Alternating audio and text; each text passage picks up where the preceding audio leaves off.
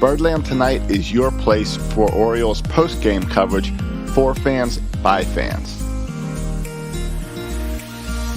All of the hosts on Birdland Tonight are Oriole fans that are either writing blogs or doing podcasts about Orioles. Head on over to birdlandtonight.com to learn more about the hosts and other shows and websites that they're a part of. And head on over to Twitter, YouTube, Facebook, and Twitch and subscribe, follow, or like, whatever the appropriate thing is, to Birdland Sports. Finally, share, retweet, and tell your friends about Birdland Tonight so that we're all joined into the conversation after every Orioles game this year. We'll see you guys in just a couple minutes.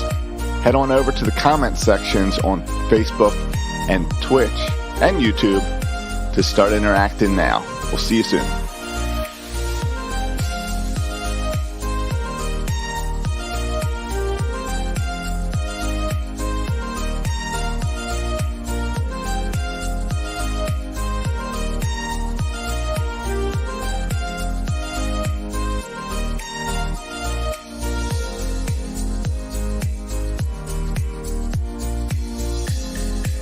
Did you know Birdland Tonight is also a podcast? Head on over to your favorite podcast app and subscribe to Birdland Tonight to get the audio of this show every morning ready for your commute.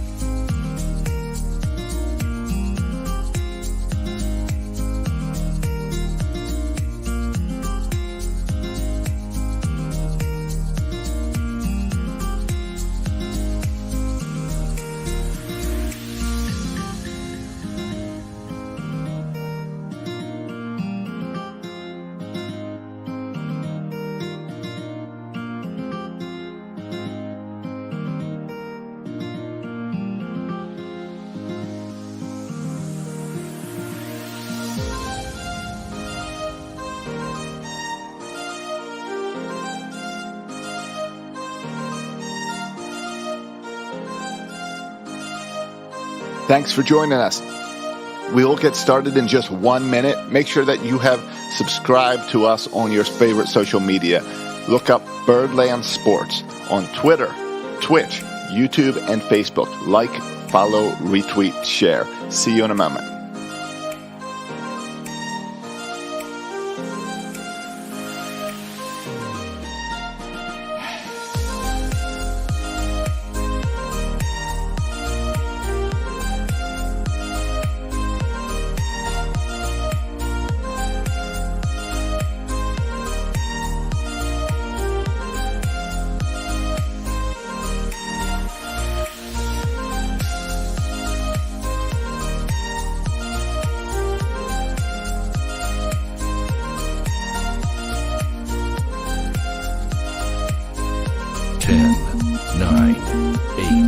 Seven, six, five, four, three, two, one.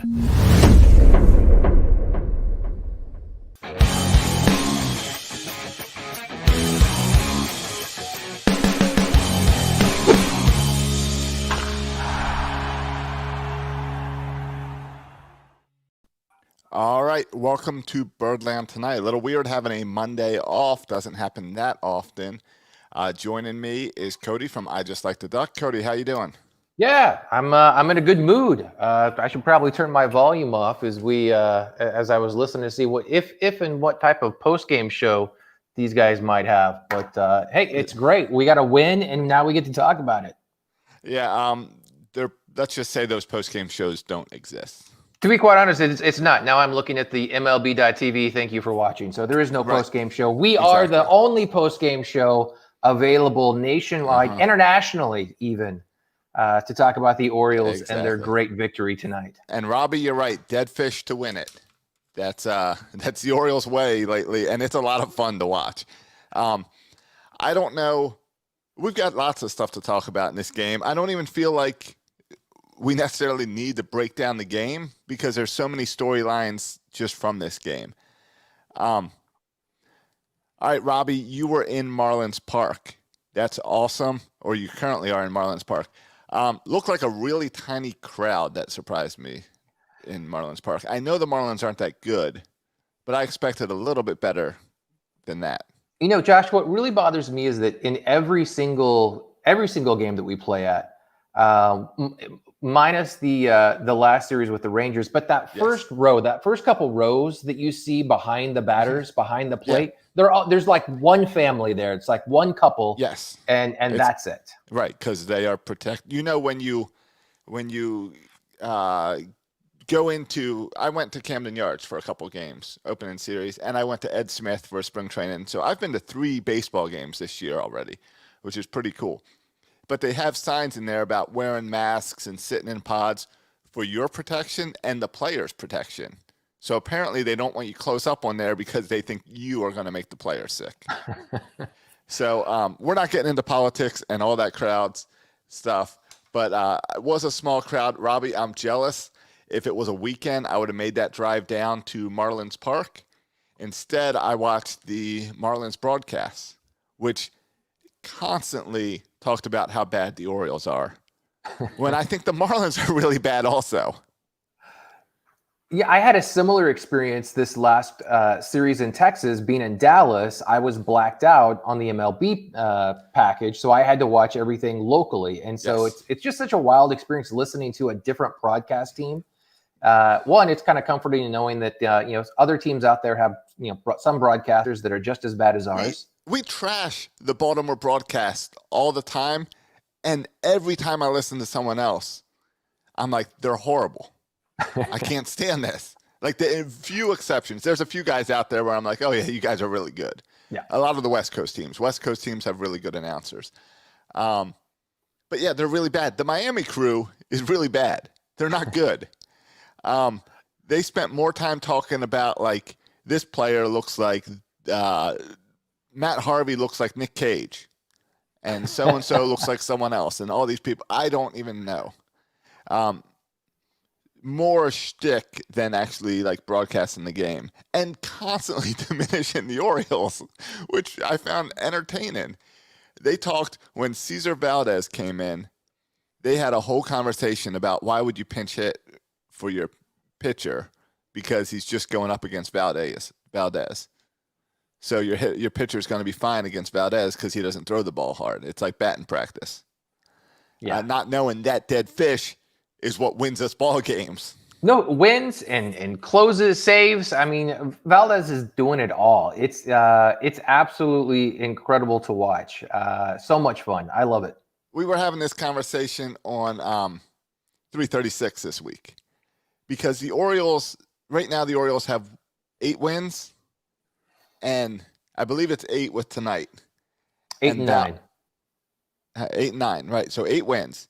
Valdez has 4 saves and 2 wins. So 8 games, 6 of those, he made a big enough impact that he gets credit for the win. I love it. It's great. And it's part of it is the Orioles playing close games. Tonight should not have been a close game. Oh. It was frustrating. And that's part of the storyline of this game is Sean Armstrong. Why is he still on this team?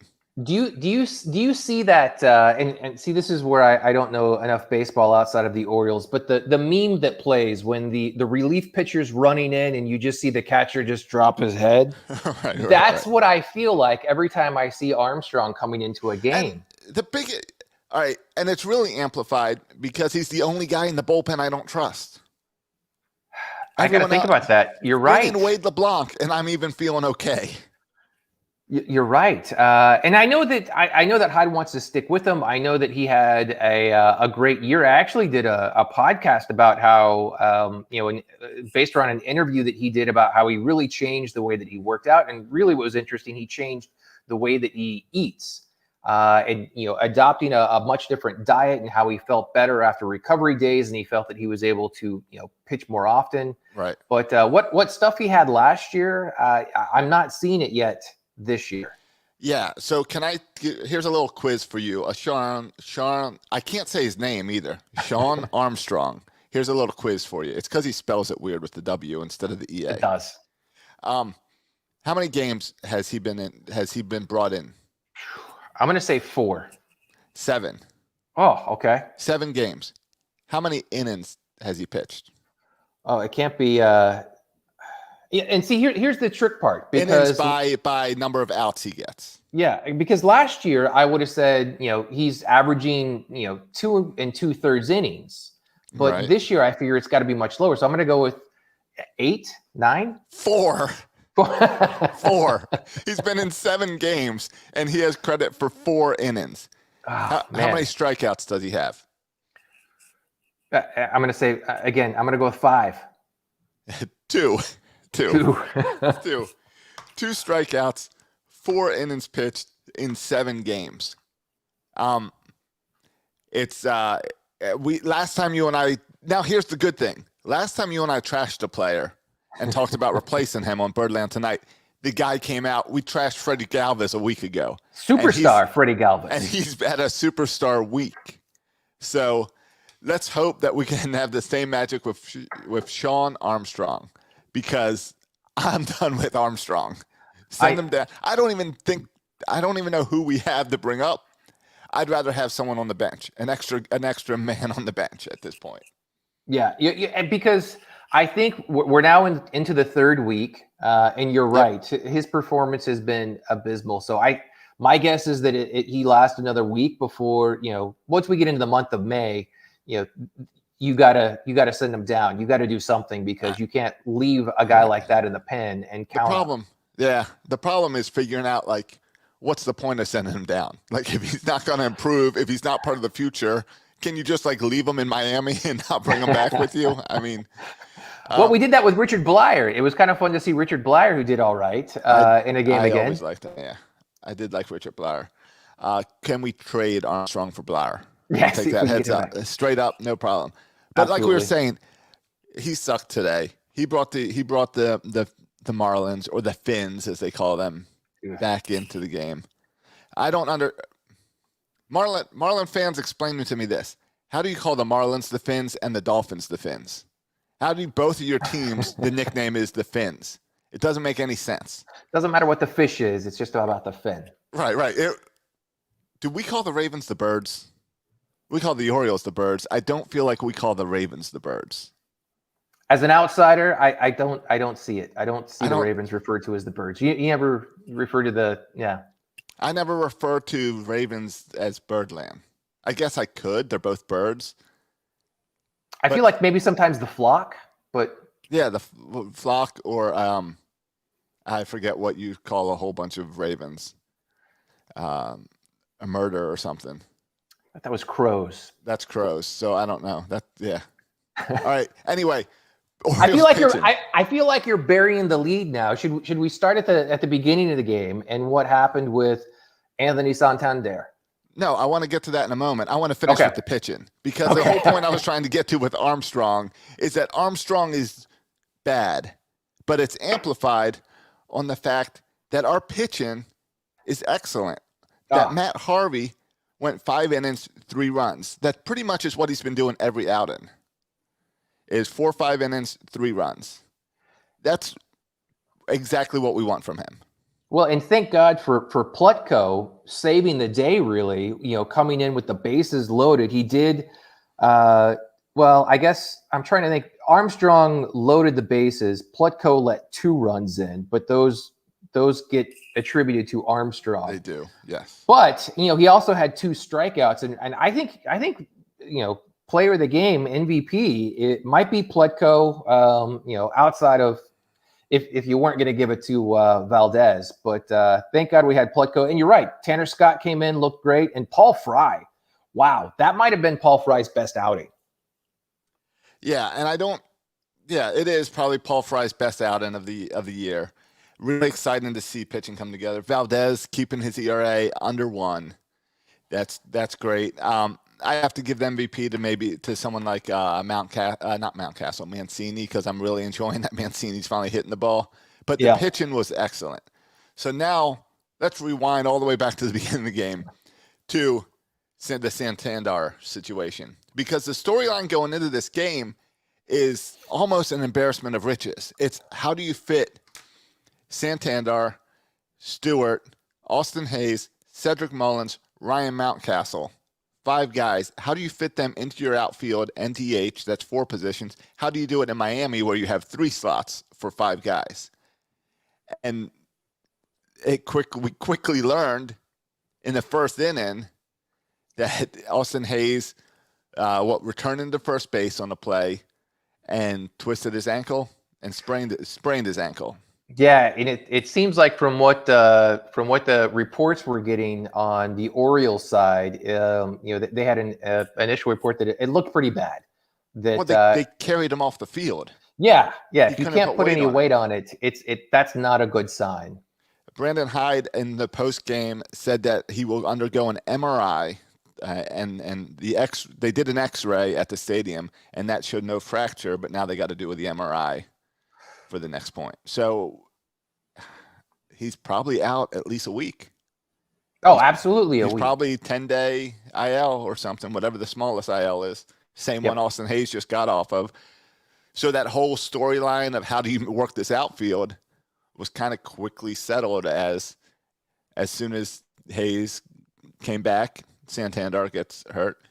And then as soon as Santander gets hurt, Hayes will probably get hurt. So, and again, nobody wants to see Santander get hurt, but no. I'm kind of loving this outfield option. I'm kind of loving having Hayes, Mullins, DJ Stewart, and let maybe kind of DJ Stewart and Mountcastle too, right? I mean, now you kind of have an easy one. Whoever's not playing in left field is going to DH. Right, and that's what made it really interesting, because with Santander on this team and the guys hitting the way they're hitting, it got really interesting of how do you fit all these guys into your lineup? I kept thinking without teaching one of them to play second base. That's what we all want. We don't have a second baseman still. Although we've kind of trashed Rio a little bit, and Rio was hot out of the gate this year with some nice defensive plays. But at the plate. But now Rio's kind of come through. He's kind of come in clutch a couple times. So I'm not hating Ruiz at the plate. All right, Ruiz did get 2 hits tonight and score 1 run. But he still has a 163 batting average. So I'm not ready. How concerned? And 2 RBIs. So he's responsible for knocking in 2. Yes, he got that. How concerned were you? So Santander gets hurt. He goes out. Austin Hayes goes in for him.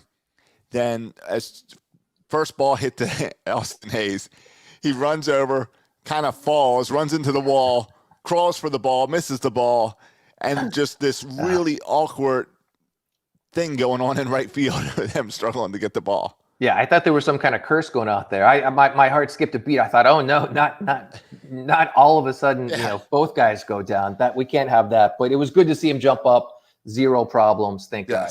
And then like 2 innings later, make an outstanding grab in the outfield, or 2 or 3 innings later, one of the best plays of the game. So absolutely. So he restored faith in me, but I was sure that he just twisted his ankle out there too. Yeah. So, but yeah, it's nice. I knew this was going to happen. I told someone earlier today, the Orioles are going to score 7, 8, or 9 runs today, because on Sunday they couldn't score 1. Sunday they went 10 innings without scoring 1 run. And it sucks, because you know this lineup better than that. And when you run into things like that, that's what separates the good teams and the bad teams, is being able to manufacture runs. And the Orioles can't. Let's take a look at it real quick, because it was interesting to see that Cedric Mullins Went 0 for 4. He did get on base. I think they walked him he got a after walk. 2 pitches. But then, Hayes had a hit, was 1 for 4. DJ Stewart 1 for 4. Trey Mancini, of course, with the home run, he was 2 for 4 as well. But Maikel Franco, who I feel like has been, I liked in the Rangers series, he goes 0 for 5. Rio was 2 for 4 with 2 RBIs. Again, superstar Freddie Galvis was 2 for 3 with 2 RBIs. But then, Chance Cisco 0 for 3. Cisco, all right, let's pause on Cisco. Yeah. We don't have another catcher that we can bring up because we're not going to bring up Adley. Get over that. I know Birdland wants Adley. They're not going to bring him up yet. They're not going to bring him up until they're handing the whole thing over to him. Cisco's really bad. Why not bring up Austin Wins? I know he's been up for a cup of coffee before, but Did you hear what I said about Cisco? Probably the same thing. But at least we've seen Cisco, right? I feel like Wins. He's been with the organization long enough. And again, it's going to come back to what's going on at Project Bowie, and I guess here in the next week or two, the minor league system starts. But my guess is he's been traveling with the team and part of the taxi squad. So it would be an easy transition. Yeah, you just got to send Cisco down for 10 days. So maybe, he's batting 130. So maybe you convince them, hey, we're just going to send you to Bowie to get your head on straight, and we'll bring you back. All right. Next in the lineup, we had Matt Harvey. Did you know that Matt Harvey actually has a home run to his record? I do. He's a National League pitcher, so I trust him up there. But he didn't do anything. He's been out of the. He did not look comfortable. Too long. No. So what did you think about the whole playing in a National League park? Any comments about it? Any kind of just the overall thoughts? I like the strategy of National League Baseball. I like that the manager has to think about when to pull the guy, when not to put him in. There's things I don't like about National League Park. I don't like that we had to play without our DH. So it's a balance. I like the strategy, but I like the DH. I hate that you have to choose, all right, we've got Mountcastle on our bench. Do I bring him in now early in the game, or do I leave him on the bench until late in the game because we might need a big shot then? I think that's cool strategy stuff that really puts a lot more pressure on the manager.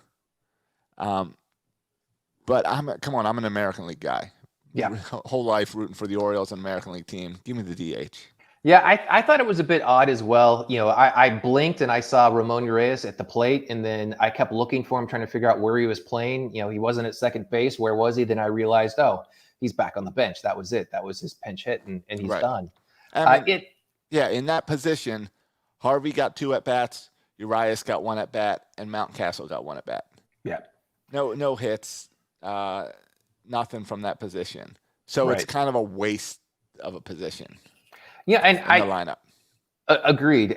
I do think it's a little bit more exciting for the players, especially when you're carrying a short bench like the Orioles are. Everybody's going to play, right? You're going to get some playing time. We saw that definitely in the Marlins, where I think that they ran through their entire bench. They didn't have anybody else, to head out there unless they wanted to send the bat boy out. That was kind of fun to watch. I like that strategy piece. I like seeing that everybody kind of has to play. Right. And I don't know if you could carry as many pitchers as the Orioles do in that Agreed plan. So it'll be interesting. I guess we'll get to see what the Orioles do if they bring. Do you think McKenna comes right back up? I guess so. I guess that'll be the move. Send Santander on the IL and bring McKenna back up as that extra speed on the bench. Well, is that what you need right now? You can bring him up right away because of an injury. So, okay. I think. Remember, we've seen Pat Valleca up before. Yeah, but do you need another infielder? Yes, right now. But do you have another infielder? I don't know. I liked the little bit we saw of McKenna. I don't think he's ready for an everyday major leaguer yet, but I don't know. It'd be interesting to see what they do. We don't need another pitcher. Hopefully they send Armstrong down and bring up another pitcher. Yeah. But, you're right. When we have 4 outfielders, do you bring up a 5th outfielder? Well, I don't know. We were just going to carry 5 outfielders. Exactly. So maybe a guy like McKenna, where you're looking at him not as an outfielder, but as a pinch run situation, which has a higher need now with this extra inning rule. Right. The only other thing I can think of is maybe you bring up a 3rd catcher, but why? Why not just send your second catcher sucks? You send him down and you have 2 catchers. And especially when you're going to have Severino tomorrow. So now, yes. Now remember, whoever you bring up, it's probably just in the short term, because you're probably gonna then send this person down when you bring Dean Kramer back in 7 days. That's right. That's right. Or 8 days, whatever it is, until he comes up for that 10th start. My guess is you're right. It's going to be McKenna. It was an outfielder that got hurt. Bring in another outfielder. And I like that defensive strategy late in the game, be it the 8th or 9th after DJ Stewart has gone through the lineup. If we need to get McKenna out there, maybe a little bit more athletic, has a little bit more speed capabilities to run down some balls in the outfield.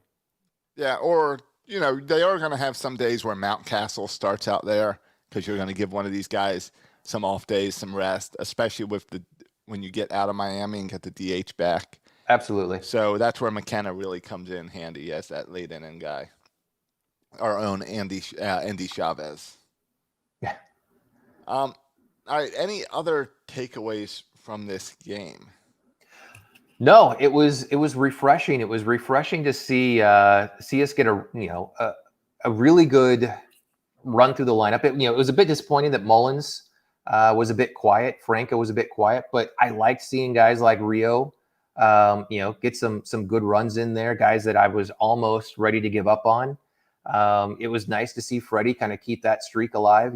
He came out on fire here in Texas, and nice to see that wasn't just a one-hit wonder, that it's something that he can hopefully carry through when we head back to Camden Yards, because let's be honest, we have not played that great in Camden Yards so far. We've played horrible. Yeah. Yeah. All right. You're right. Let's take a little break. Then I want to complain about Major League Baseball a little bit. Perfect. And then I want to talk a little bit about looking ahead. Deal.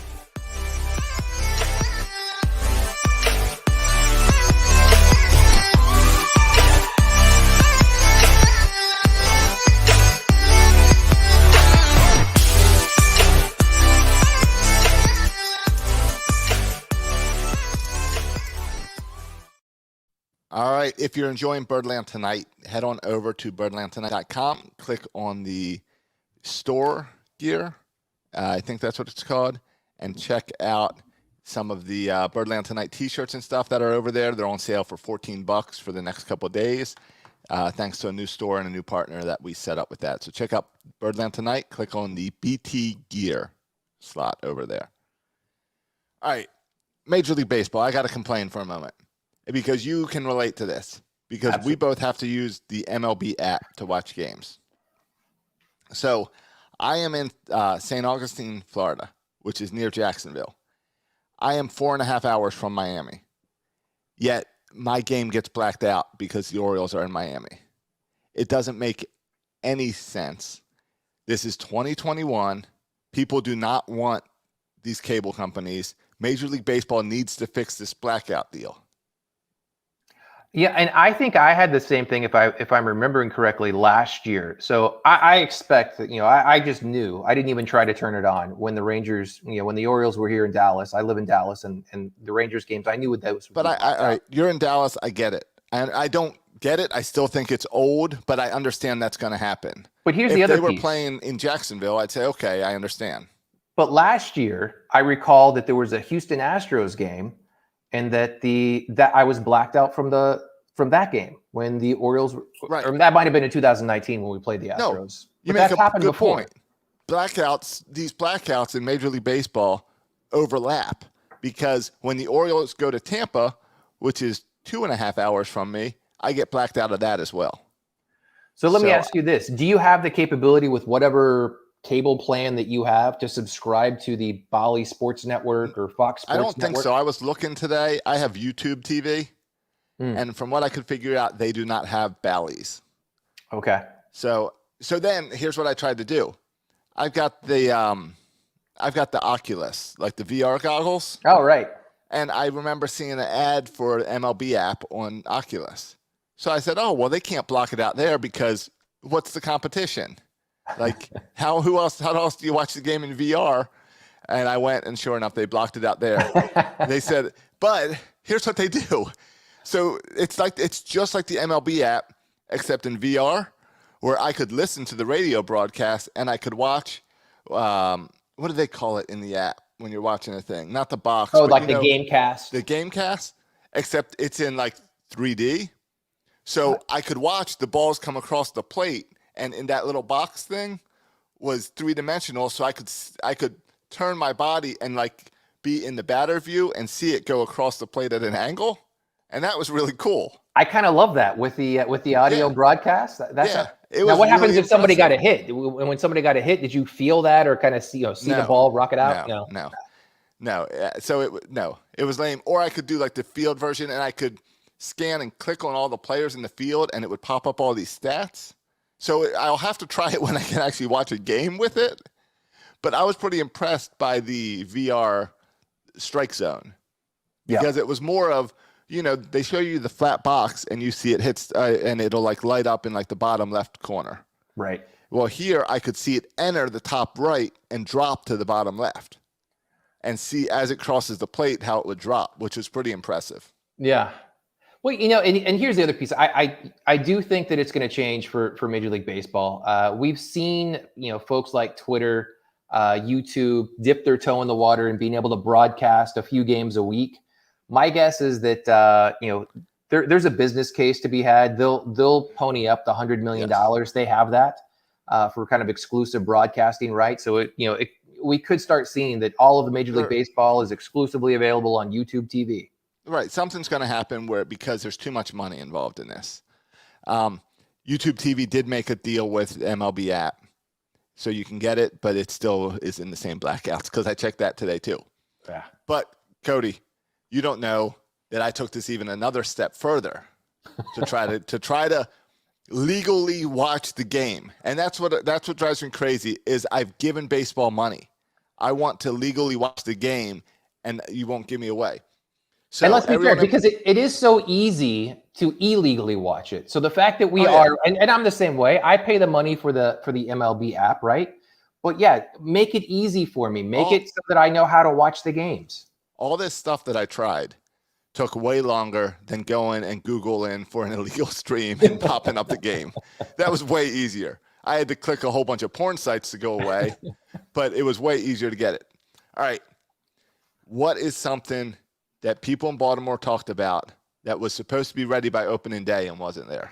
Yeah, it's that Mazin app, right? Yeah. Guess that what? Was going to be magic. You used the Mazin app. I logged into the Mazin app tonight. The Mazin app is not on your iPhone or your iPad. It is on your Roku TV. Okay. So I downloaded the Mazin app, and you log in, and it says, "Are you an Orioles fan or a Nationals fan?" So I chose Orioles, and then it gave me all these highlights, and then it said live. So I click on live TV.